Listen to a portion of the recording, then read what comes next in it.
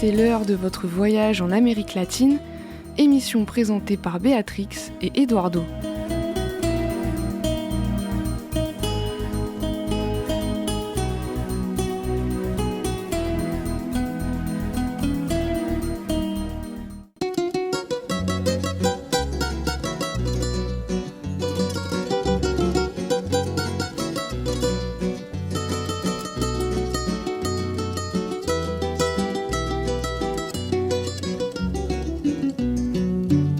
No te asombres si te digo lo que fuiste, una ingrata con mi pobre corazón, porque el fuego de tus lindos ojos negros alumbraron el camino de otro amor. Y pensar que te adoraba ciegamente, que a tu lado como nunca me sentí, y por esas cosas raras de la vida, sin el beso de su boca yo me vi, amor de mis amores, reina mía que me hizo... Bonjour et bienvenue à l'émission L'autre Amérique sur le son de Radio Libre en Périgord à Coulommiers-Chamier et aussi sur notre site internet. Vous pouvez l'écouter partout dans le monde. Cette émission est diffusée en direct tous les jeudis à 10h et rediffusée les mardis à 14h. Pour vous donner des informations sur le continent latino-américain, à mon côté, Béatrix. Bonjour Béatrix. Bonjour Eduardo. Et à la technique, Antoine. Au sommaire de cette semaine, nous allons vous parler de l'Équateur, du Mexique, du Chili, aussi de la France, des États-Unis et l'Amérique latine. Et aussi, si le temps nous permet, nous allons parler de Brésil et la France aussi. Je laisse la parole à Béatrice pour vous parler de l'Équateur et une prochaine élection, n'est-ce pas? À 2 jours des élections, dimanche 13 avril, du deuxième tour de la présidentielle, le président sortant et candidat Daniel Noboa parie une fois de plus sur la lutte contre la délinquance pour l'emporter face à la candidate de gauche Luisa González. Il va même de mobiliser la polémique compagnie Yankee Blackwater d'Eric Prince, proche de Donald Trump. C'est dans un véhicule blindé entouré de 500 policiers et militaires qu'Eric Prince a participé à l'opération Coup de poing Apollo 13 dans les quartiers chauds de Guayaquil. 68 personnes ont été arrêtées, une occasion pour le ministre de la Défense, Gian Lofredo, de vanter sur les réseaux sociaux les mérites de cette alliance stratégique. Que va faire Blackwater en Équateur? Dans quelle zone de pays? Combien de temps et à quel coût? Pour l'heure, c'est le grand mutisme côté gouvernement, malgré les demandes d'information. Alors que des sources commentent que certains hauts responsables de la police et des forces armées ne sont pas forcément ravis d'une collaboration que certains prennent comme un désaveu, le chef de Blackwater, Eric Prince, est d'ores et déjà actif dans la campagne électorale. Prince indique, c'est simple, dimanche prochain, le peuple équatorien peut choisir la loi et l'ordre avec le président Daniel Noboa. Le fondateur de Blackwater a promis outils, tactiques et informations pour combattre les trafiquants de drogue et les mettre sur la défensive.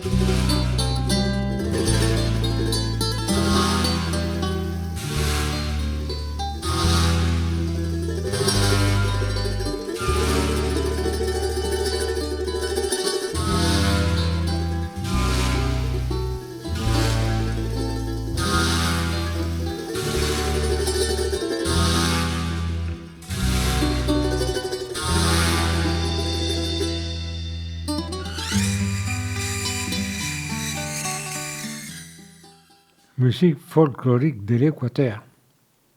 Vous êtes bien à l'écoute de l'émission L'autre Amérique sur le son de Radio Libre en Périgord. Et nous allons vous parler du Mexique et la cote de popularité de Claudia Sheinbaum, n'est-ce pas, Béatrix? Oui. Entre son opposition à Trump et ses résultats, la présidente Sheinbaum surfe sur sa popularité. En pleine crise avec les États-Unis, la présidente mexicaine Claudia Sheinbaum bénéficie d'une popularité record. Les derniers sondages lui prêtent entre 82 et 85% d'opinion favorable. Sa gestion de la relation diplomatique avec Donald Trump joue pour beaucoup, mais pas seulement. À 3 reprises, l'intervention de Claudia Sheinbaum auprès du président yankee Donald Trump a permis au Mexique d'être épargné par les frais de douane. De quoi favoriser l'image de la présidente du Mexique, entrée en fonction en octobre 2024. Mais sa popularité était déjà très forte avant, héritée de son prédécesseur López Obrador, et des politiques sociales qu'elle continue de mener en faveur des classes populaires. 9 mois après son élection, Claudia Sheinbaum s'est imposée auprès des Mexicains. L'opposition, qui a subi la plus grande déroute de son histoire, peine toujours à se relever et quasiment inaudible. La stratégie de la présidente consiste à négocier avec la nouvelle administration yankee sans opposition frontale. Avec une casquette dont l'inscription célèbre la souveraineté nationale mexicaine, Virginia Revendis, supportrice, indique « Claudia Sheinbaum s'est donnée à 100% dans la lutte avec le président des États-Unis. C'est une fierté car elle va nous défendre coûte que coûte. »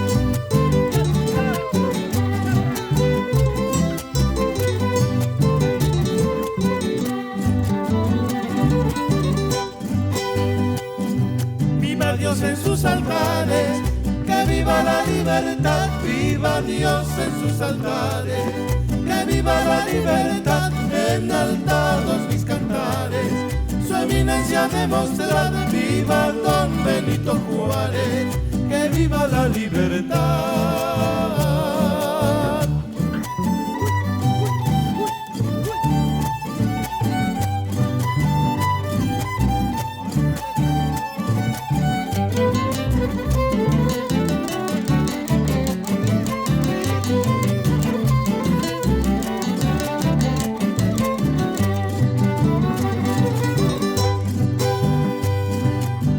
Y Maximiliano vinieron a estos lugares, Carlota y Maximiliano vinieron a estos lugares, formaron bastantes tropas de alenquiques y austriales, pero ¿cuál fue su derrota?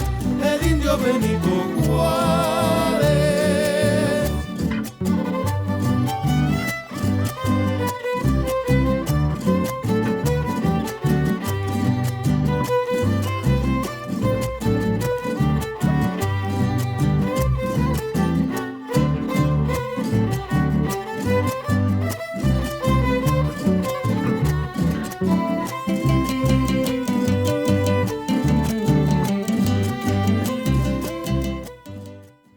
Que viva la libertad, nous chante ce groupe mexicain.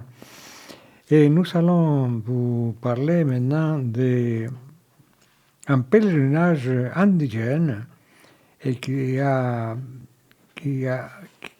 terminé au Chili. Oui, des chefs indigènes appellent à sauver la planète au terme d'un pèlerinage mondial.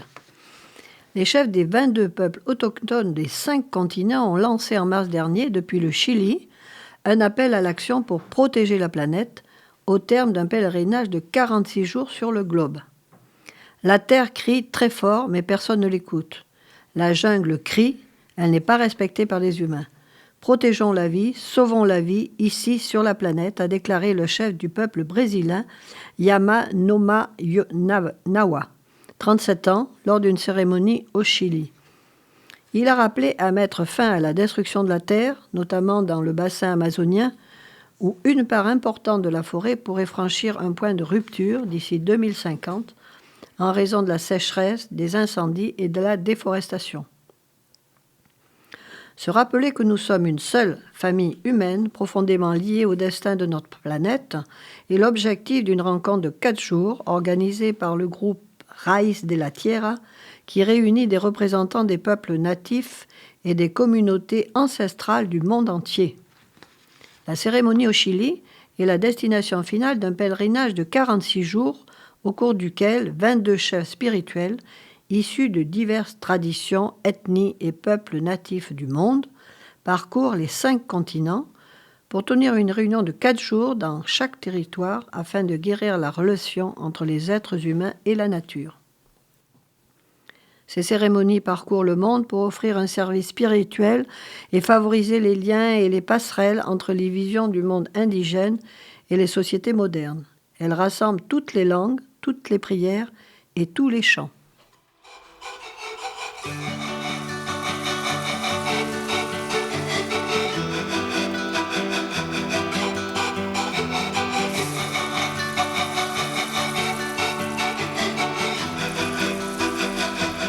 Fumataki kolipankarita suyakstamha sumaurunaka humakna yampinina naira masumataki lurut asinyani humakna yampinina naira masumataki lurut asinyani ay ay ay fueguito kolipankarita. Ay, ay, ay, fueguito, kolipankarita, pamarajeu, sumay milita, makutimpis, kitirus mungkapi, sumat sarna kasinya, hantasimay kolini nanayra. Sumat sarna kasinya, hantasimay kolini nanayra. Ay, ay, ay, fueguito, kolipankarita. Ay, ay, ay, fueguito, kolipankarita.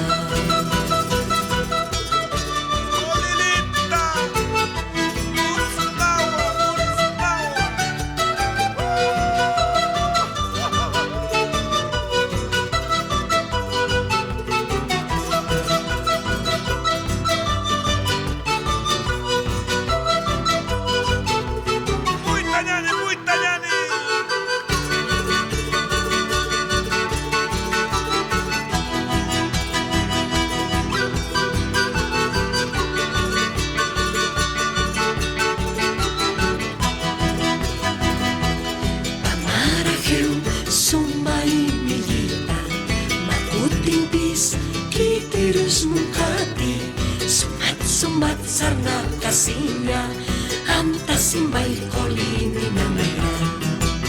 Sumat sarna kasinya, hantasimay kolini nanayra. Ay, ay, ay, fueguito, kolipankarita.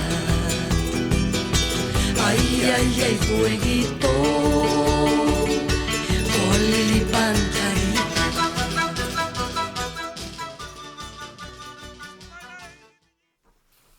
Chansons folkloriques authentiques et aussi avec des langages ethniques, on pourrait dire. Vous êtes bien à l'écoute de l'émission L'Autre Amérique sur les ondes de Radio Libre en Périgord et nous allons parler de la France et de Honduras, n'est-ce pas Béatrice? Oui, pour la restitution de 133 pièces archéologiques d'époque précolombienne au Honduras. Ces objets qui proviennent des sites archéologiques des départements de Valier et Choluteca, dans le sud du Honduras, et de Comayagua, dans le centre du pays, étaient exposés au musée du Quai Branly depuis 1980. C'est lors d'une cérémonie à Tegucigalpa, en compagnie de l'ambassadeur français au Honduras, Cédric Pietro, et du ministre hondurien des Affaires étrangères, Enrique Reina, qu'a eu lieu l'échange. Nous voulons remercier le peuple français pour cette démarche vitale afin d'améliorer et d'approfondir des relations qui ne sont pas seulement commerciales, politiques, mais aussi culturelles, a déclaré M. Reina. Dans un communiqué, le ministère des Affaires étrangères a précisé que cet échange part de l'initiative d'une chercheuse de l'Institut hondurien d'anthropologie qui avait signalé l'existence de cette collection dans le musée du Quai Branly. L'Institut a ensuite pris contact avec le musée français qui, en septembre 2024, a approuvé cette restitution. L'Institut hondurien poursuit toujours ses discussions avec d'autres pays pour pouvoir rapatrier davantage de patrimoine sorti du Honduras il y a de nombreuses années. La restitution des objets volés par des musées occidentaux fait l'objet de nombreuses tensions internationales. Le retour de ces objets aux pays anciennement colonisés leur permet ainsi de consolider leur histoire et identité nationale.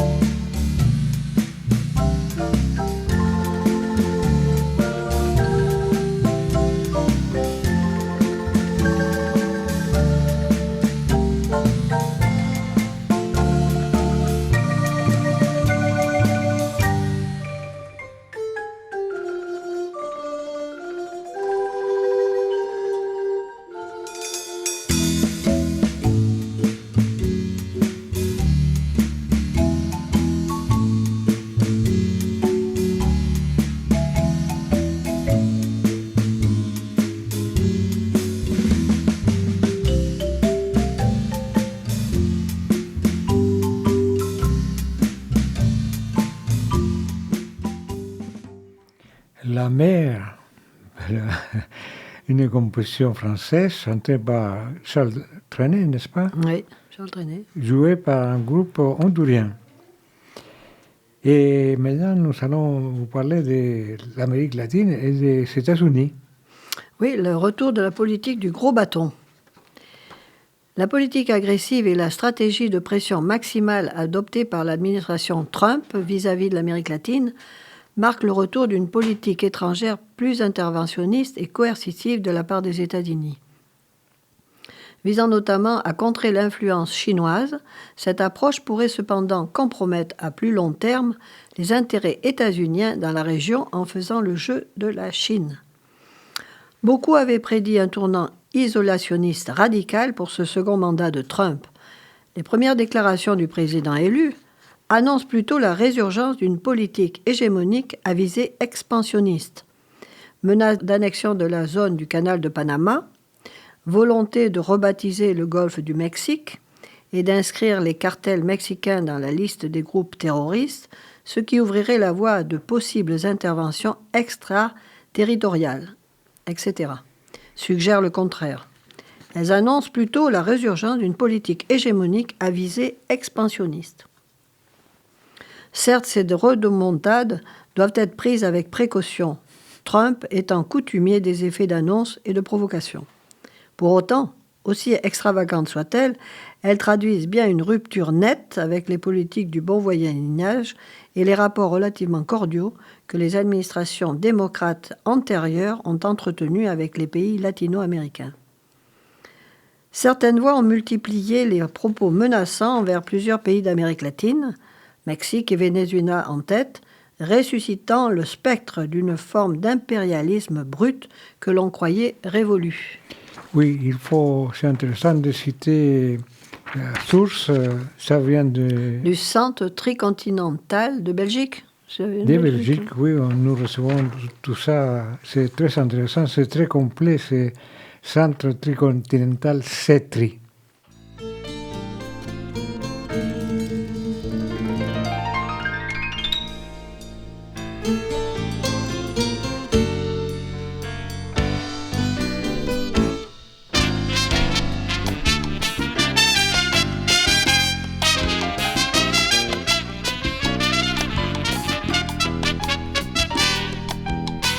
Una guajira en re menor es un paisaje sencillo de los campos de mi Cuba, donde el cielo es más azul.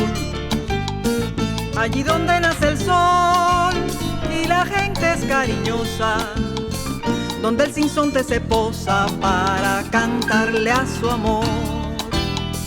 Allí donde yo te vi, junto a aquellos altos cuines, cantaban los tomeguines un mensaje para ti. Una guajira en re menor para cantarla contigo y que seas feliz conmigo en el campo de mi amor. Guajira. Guajira, oui, avec ce groupe Timbero.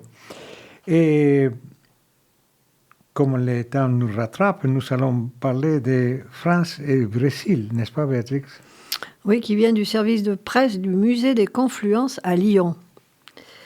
À l'issue de leur rencontre en juin 2023 à Paris, les présidents Emmanuel Macron et Lula da Silva ont décidé de l'organisation d'une saison France-Brésil en 2025 pour donner un nouvel élan à la relation bilatérale qui fêtera ses 200 ans et renforcer nos actions communes face aux défis politiques, sociaux et écologiques contemporains. Pluridisciplinaire, innovante et engagée, la saison comprendra un premier volet brésilien en France d'avril à septembre et un second volet français au Brésil d'août à décembre 2025. Climat et transition écologique.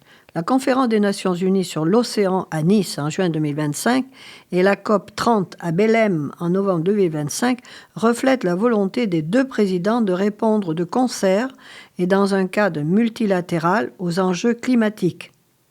Ce thème constituera un axe fort de la programmation pouvant inclure les grandes questions de la transition écologique comme la biodiversité, les énergies décarbonées ou la ville durable. Démocratie et mondialisation équitable. Les présidents Macron et Lula ont souligné leur souhait de travailler conjointement à défendre les valeurs démocratiques et œuvrer à une mondialisation plus équitable et inclusive, notamment luttant contre la désinformation, les inégalités et les discriminations. La programmation visera à modifier la jeunesse autour de ces thèmes en organisant rencontres, débats d'idées et d'échanges d'expériences. Cette saison est mise en œuvre par l'Institut Guimarães Rosa et l'Institut français en collaboration avec l'ambassade du Brésil en France et l'ambassade de France au Brésil sous l'égide des ministères des Affaires étrangères des deux pays. Oui, et notre émission va contribuer justement jusqu'au mois de septembre. Nous allons reparler du Brésil et pour l'instant, nous allons écouter sa musique du Brésil.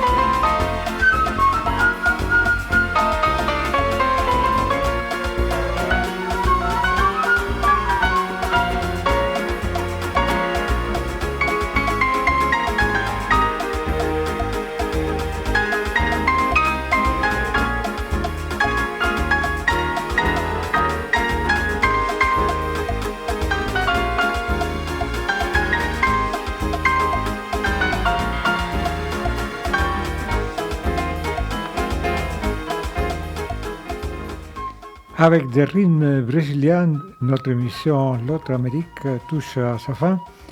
Nous vous donnons rendez-vous la semaine prochaine pour continuer à découvrir ou redécouvrir des aspects de ces continents latino-américains.